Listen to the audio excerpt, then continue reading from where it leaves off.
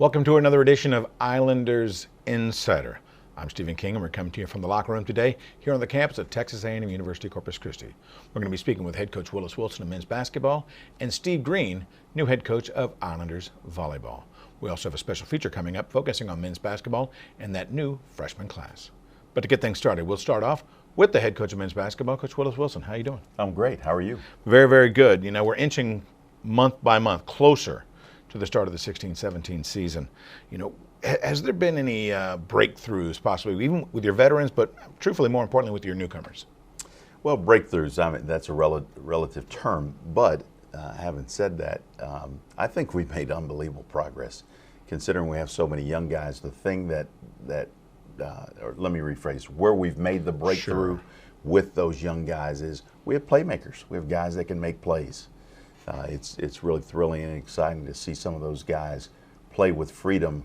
We've got to get them to the point where they're actually feeling that freedom more often and more frequently. But when they make plays, man, it's just a vibe in the gym that gets everybody going. And we all feel like if we can continue to grow at a comfortable pace, that we've got a chance to really put together another great season. You know, the schedule was officially released back on September 13th.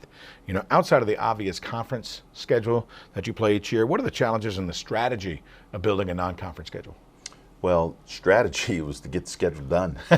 First and foremost, well, yes. We're at a point as a basketball program where it's a little more challenging to schedule. When somebody looks up your record and they see 25 wins versus 8 losses, you know, is that somebody you want to play on the road? Is that somebody you want to play at home? And the truth of the matter is we're building a breakthrough program, and we need a breakthrough in scheduling. We need to be able to play more and more good teams, and we need to be in a position to beat those teams when we have the opportunity to play them. So which came first, the chicken or the egg? So we're kind of at a point with scheduling that we didn't get everything we wanted. The rhythm and the flow of the schedule probably is not ideal going into this year, but it is what it is. We're going to play each of those games, and we've got to put our best foot forward. The great thing about the schedule is I think the circumstances are really going to challenge us in terms of travel and some of the logistic things. You know, you've also had a bit of a different lineup on your assistant coaching staff coming up for the season. You know, can you bring us up to speed on some of the transitions as well as maybe new personnel? Well, we've got a few changes that are taking place currently, but the one that we can talk about and I'm most excited about right now is just Terry Johnson being elevated to a full-time assistant coaching position. I know it's something that he's been dying to do. He's been tremendous behind the scenes for us, and I think his drive, his work ethic is really going to be beneficial. He has great relationships with the players. His relationships and his learning curve in terms of how we do things with the veteran coaches on our staff, Mark Danhoff and Marty Gross, has been fun to watch. It's been fun to see that evolution take place. So we're really, really excited about it. And we've got a couple other guys that we're going to add to the fold here real soon to handle some of our operational aspects of the program. But really excited about Terry and what he brings to the program. No doubt. Now, we've seen a familiar face kind of roaming the hallways and the gyms here lately. Dr. Joe Carr. He's been around making a return visit. What has been his role or his contribution to the growth of the program? You know, that's a hard question to answer in a short period of time, but Joe Carr has been, I'd say that he's just been a great friend. Okay. And really what I mean by that is he brings a level of honesty and integrity to the conversation. I think the moments where all teams struggle to communicate, whether it's player to player, coach to player, coach to coach, he helps kind of create an environment where people can be honest.